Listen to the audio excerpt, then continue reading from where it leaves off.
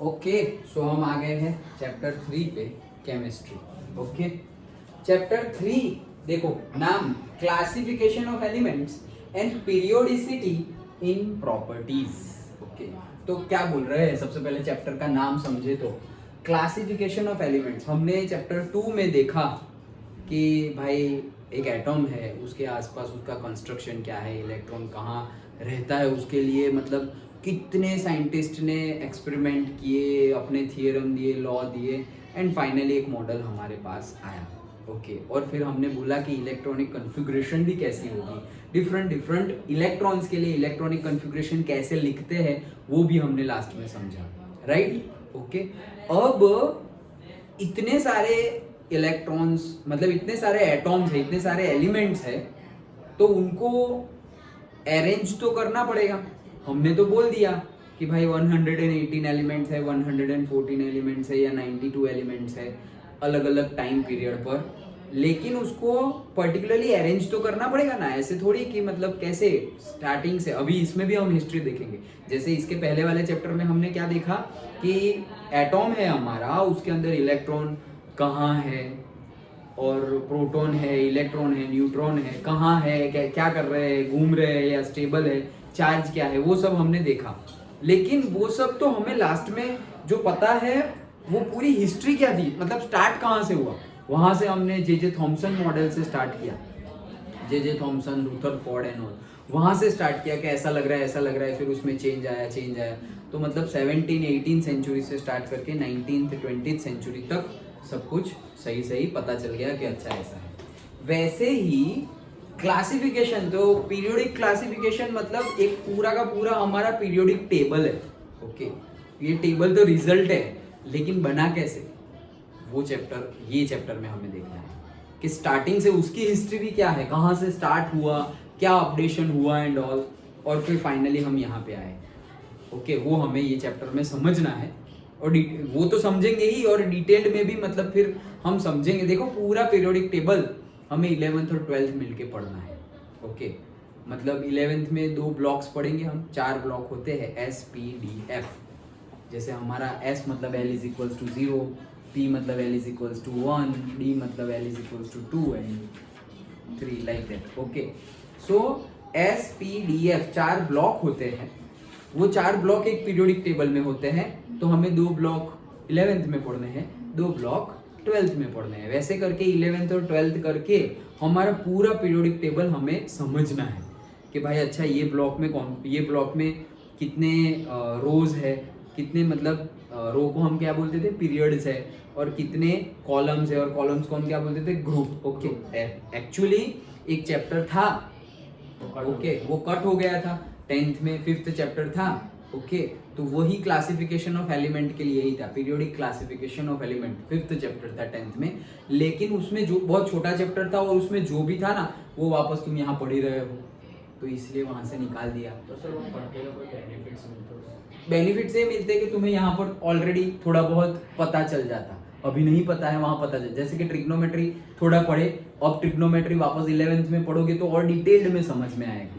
Okay, नहीं तो directly हमें तो वो भी नहीं पता होता कि sin square theta plus cos square theta is equals to 1 होता है, लेकिन अभी वो तो पता है, एटलीस्ट एक आइडेंटिटी तो कम हुई, फिर 2 पढ़ी, फिर पूरा टेबल पढ़ा हमने 10th में, तो वो सब तो कम हुआ 11th में से। तो अगर पढ़ते तो वैसा होता, और नहीं पढ़े तो मतलब कई चीजें ऐसी है कि जो 9th में पढ़े थे वही 11th में रिपीट हो रही है। ओके, एडिशनल है, बोर मॉडल, थॉमसन मॉडल, वो सब हम 9th में भी पढ़े थे। ओके, KLMN इलेक्ट्रॉनिक कन्फिग्रेशन कैसे लिखेंगे, 288 18 18 32, ओके, लाइक दैट। तो वो सब हम वहां भी पढ़े थे, अब यहाँ भी पढ़ रहे हैं, लेकिन यहाँ पर वो पढ़े थे उससे थोड़ा आगे पढ़ रहे हैं, मतलब डिटेल्ड पढ़ रहे हैं। ओके, तो वैसे ही यहाँ पर भी वो चैप्टर तो हमारा रिड्यूस सिलेबस में निकल गया था। Okay, classification, periodic classification of elements, but वहां जो भी पढ़ना था वो सब कुछ यहीं पे है, तो तुम्हारा कोई लॉस है नहीं। ओके, जो 10th में से रिड्यूस्ड हो गया था वो यहाँ ऑलरेडी है, तो मतलब जो नॉलेज तुम्हें होना चाहिए वो मिलेगा ही मिलेगा। ओके, तो सबसे पहले तो क्लासिफिकेशन ऑफ एलिमेंट्स, तो कैसे ये सारे एलिमेंट्स को हमने अरेंज किया, क्लासिफाई किया, वो समझेंगे। एंड पीरियोडिसिटी इन प्रॉपर्टीज, मतलब कि प्रॉपर्टी में पीरियोडिसिटी मतलब पीरियड मतलब क्या, कि भाई इस टाइम पे ये timing, yes correct. Okay, period मतलब क्या, टाइमिंग, एक रेगुलर टाइमिंग है।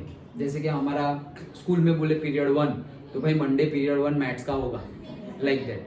तो फिर वो हर मंडे फर्स्ट पीरियड मैथ्स का ही होगा, हर मंडे फर्स्ट पीरियड मैथ्स का ही होगा, रेगुलर टाइमिंग है। तो वैसे भी यहाँ पे हम क्या बोल रहे हैं, पीरियोडिसिटी इन प्रॉपर्टीज, मतलब प्रॉपर्टी में क्या होगा, पीरियोडिसिटी होगी। पीरियोडिसिटी होगी मतलब क्या, प्रॉपर्टी में पीरियोडिसिटी मतलब प्रॉपर्टी उनकी क्या हो जाएगी, सेम हो जाएगी। एक पर्टिकुलर टाइम पीरियड के बाद उनकी प्रॉपर्टी क्या है, सेम हो रही। अंडरस्टूड, समझ में आया? ओके, तो ये था चैप्टर का सिर्फ हेडिंग। ओके, देखो ये पढ़ते हैं हम G.T. Seaborg. Okay, G.T. Seaborg, Glenn T Seaborg ने ये सेंटेंस बोला है। नाम में इसलिए बोला क्योंकि इनके ऊपर से भी एक एलिमेंट का नाम दिया गया है। G.T. सीबॉर्ग साइंटिस्ट के नाम पर से भी एक एलिमेंट का नाम दिया गया है। ओके, चलो वो देखेंगे हम जब आएगा तब। The periodic table is arguably the most important concept in chemistry. Most important concept है केमिस्ट्री में, both in principle and in practice. मतलब प्रिंसिपल वाइज, लॉ वाइज देखा जाए तो भी, और प्रैक्टिस में भी, डे टू डे यूज में जो आएंगे उसके हिसाब से भी। It is the everyday support for student, it suggests new avenues of research to professionals, and it provides a succinct organization of the whole of chemistry। मतलब क्या है कि अगर पीरियोडिक टेबल तुम्हारे पास है, तो अगर तुम हायर स्टडी कर रहे हो तो पीरियोडिक टेबल तुम्हें याद है थोड़ा बहुत भी, ओके, और तुम्हारे पास है। ऐसे ये सब याद रहे तो बहुत अच्छी बात है, लेकिन याद ना रहे तो टेक्नोलॉजी इतनी आगे बढ़ गई है कि हमने याद रखने को इम्पोर्टेंस दिया ही नहीं। अभी कॉलेज लेवल तक है कि मतलब स्कूल लेवल तक है कि हम तुम्हें कितना याद है उसका इम्पोर्टेंस है, फिर स्कूल लेवल के बाद तुम्हें याद नहीं है उसका इम्पोर्टेंस थोड़ा कम हो जाएगा। जैसे कि टेबल बोले तो मैं तुम्हें स्क्वायर, क्यूब, रूट पूछता हूँ, तो अभी तुम्हें याद होने चाहिए। क्यों? क्योंकि गवर्नमेंट और से हमारा एजुकेशन बोर्ड एक्सपेक्ट कर रहा है कि तुम्हें पता होना चाहिए। लेकिन एक टाइम के बाद साइंटिफिक कैलकुलेटर दे दिया तुम्हें कॉलेज में यूज करने के लिए, ले अब तुम थोड़ी याद रखोगे, अब तो याद रखा हुआ भी भूल जाओगे। क्यों? अरे यार वो पता नहीं, शायद मुझे सही सही याद है या नहीं। लाओ पहले करके कंफर्म करो। चलो क्या हुआ, बहुत क्रिकेट खेल लिया। कैसे लेट हो गया? अच्छा, तो फिर कैसे आए? ऑटो? अच्छा, हाँ, तो कहाँ थे हम, कहाँ थे? टेक्नोलॉजी। यस, टेक्नोलॉजी इतनी आगे बढ़ गई है, इतनी आगे बढ़ गई है कि अब फिर याद ना हो तो भी, जैसे कैलकुलेटर हाथ में दे दिया तो भाई तुम्हें स्क्वायर, क्यूब, रूट, मल्टीप्लिकेशन याद ना हो तो भी चल जाएगा। ओके, टेक्नोलॉजी इतनी आगे बढ़ गई है कि तुम उसका यूज कर सकते हो। पहले तो हम सब कुछ याद रखते थे, टेबल्स एंड ऑल सब याद रखते थे।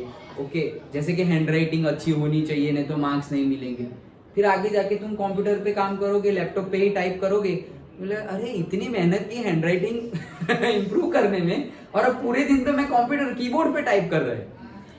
तो पूरे दिन कीबोर्ड पे ही टाइप करवाना था, तो टाइपिंग प्रैक्टिस करवानी थी स्कूल में, तो स्कूल में प्रैक्टिस करवाई हैंड राइटिंग की वजह से। सो जो स्कूल में करवा रहे हैं वो बहुत ज्यादा बेसिक है, बहुत बेसिक। ओके, वो होना ही चाहिए, वो अच्छी बात। हाँ, टाइपिंग की प्रैक्टिस करवानी है तो करवाओ, उसके लिए ना नहीं है, अलग से क्लास करवाओ। पहले क्लासेस होते थे टाइपिंग के, अब नहीं है। हाँ, टाइपराइटर की, जो टाइपराइटर की जॉब होती है वो, अब वो जॉब भी थोड़ी बहुत कम होने लगी है। क्यों? क्योंकि यार बहुत ऑटोमेशन आ गया है। अरे तुम बोलो तो टाइप हो जाता है। तुम जैसे सर्च नहीं करते, तुम गूगल सर्च, सीरी वीरी नहीं आ गया है, सब बोलते हैं और सर्च हो जाता है, टाइप करने की जरूरत ही नहीं।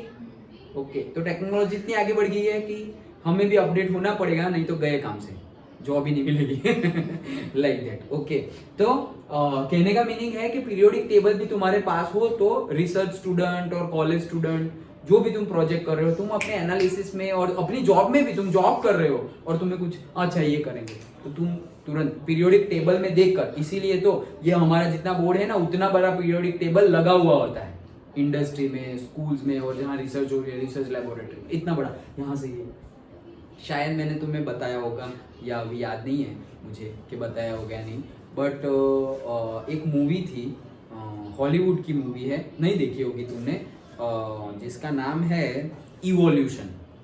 जिसका नाम है, हाँ बताया था ना, इवोल्यूशन बताया था। तो इवोल्यूशन मूवी में क्या हो रहा है, वही कि एक एस्ट्रॉइड आता है, अर्थ पर टकराता है, और बहुत हल्ला होता है ये वो, फिर पता ही नहीं चलता। और फिर थोड़े टाइम बाद पता चलता है कि वो जो एस्ट्रॉयड आया था ना, उसमें से पर्टिकुलर माइक्रो ऑर्गेनिजम्स निकले, और वो जो माइक्रो ऑर्गेनिजम्स थे वो एस्ट्रॉयड टकराया और माइक्रो ऑर्गेनिजम्स निकले, तो वो तो माइक्रो ऑर्गेनिजम्स थे, चींटी जैसे थे, मच्छर जैसे थे, लेकिन उसको हीट मिलती रही, जैसे वो कोई मिल गया का जादू धूप धूप करता है तो इसको भी हीट मिलती रही, तो वो बड़े हो गए, इतने बड़े हो गए कि गोरिल्ला और ड्रैगन जितने बड़े हो गए, इतने बड़े हो गए। ओके, तो अब उनको मारे कैसे? तो फिर उनमें ऐसा एक पैटर्न देखा गया कि याद आया कुछ मैंने बताया था, हाँ, तो उसमें पैटर्न देखा गया कि उनको एक पर्टिकुलर केमिकल हो ना तो उससे एलर्जी होती है। हाँ, तो वो हेड एंड शोल्डर वो देखा, मतलब पीरियोडिक टेबल में देखा ना, तो बोल रहे इसको ये एलिमेंट उसमें ज्यादा है, तो इसके अकॉर्डिंगली ये एलिमेंट से उनको मतलब एडवर्स इफेक्ट होगी। वैसा साइंटिस्ट मतलब वो एक्टर है जो मूवी में, उसने देखा और उसने कहा कि हाँ करके देखते, और करके देखा ना तो सही में ऐसा हुआ भी।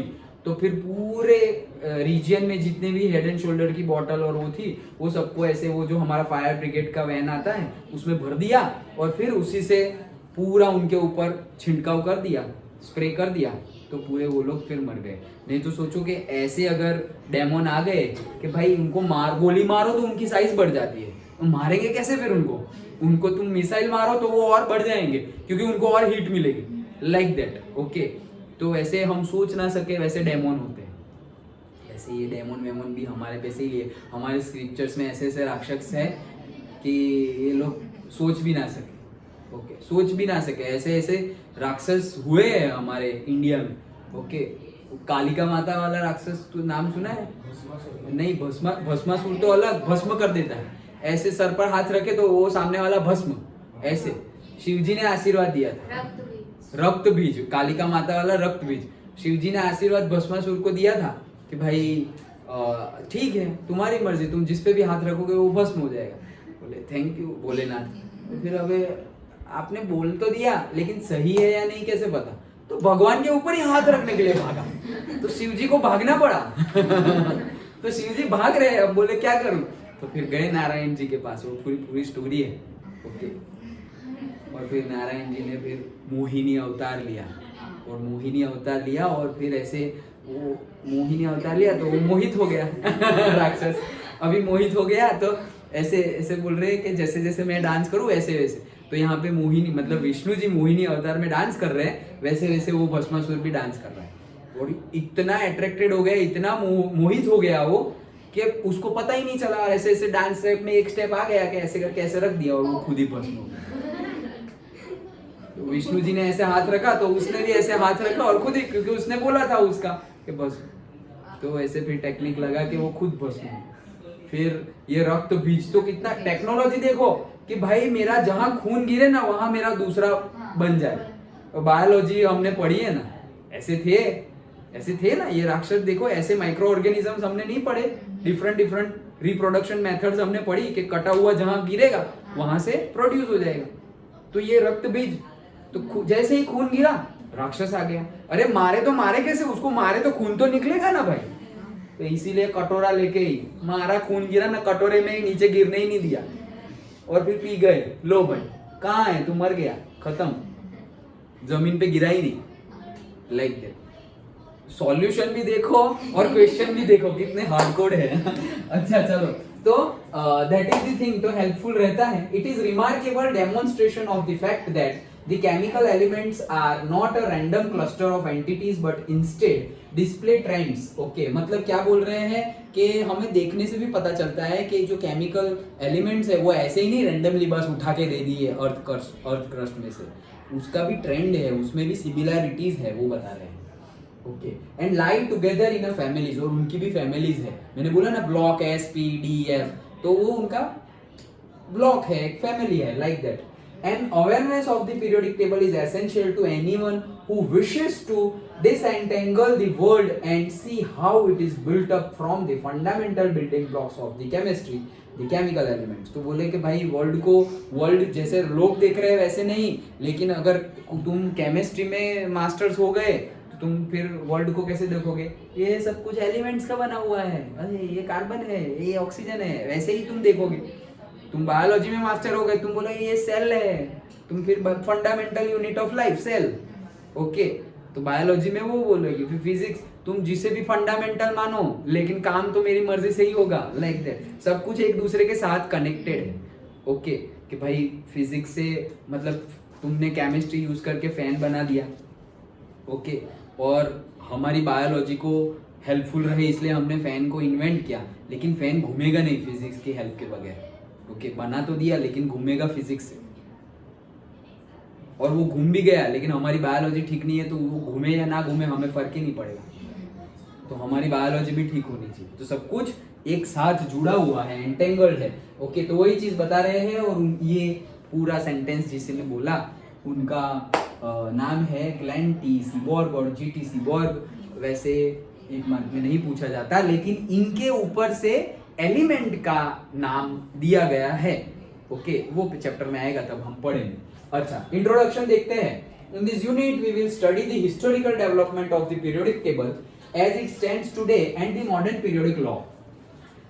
We will also learn how the periodic classification follows as a logical consequence of the electronic configuration of atoms. तो भाई एकदम लॉजिकल, ऐसा नहीं कि पीरियोडिक टेबल में भी ऐसे डाल दिए बस, जैसे Bohr model, Rutherford model, J Thomson model, कितने मॉडल आए और गए और सबने कितना कुछ बोला, लेकिन कंफर्म तो कितना टाइम के बाद हुआ। वैसे यहाँ पर भी ऐसा नहीं कि पहला किसी ने दिया हाँ हाँ हाँ सही है, नहीं, टाइम के साथ ये भी चेंज होता रहेगा, ओके।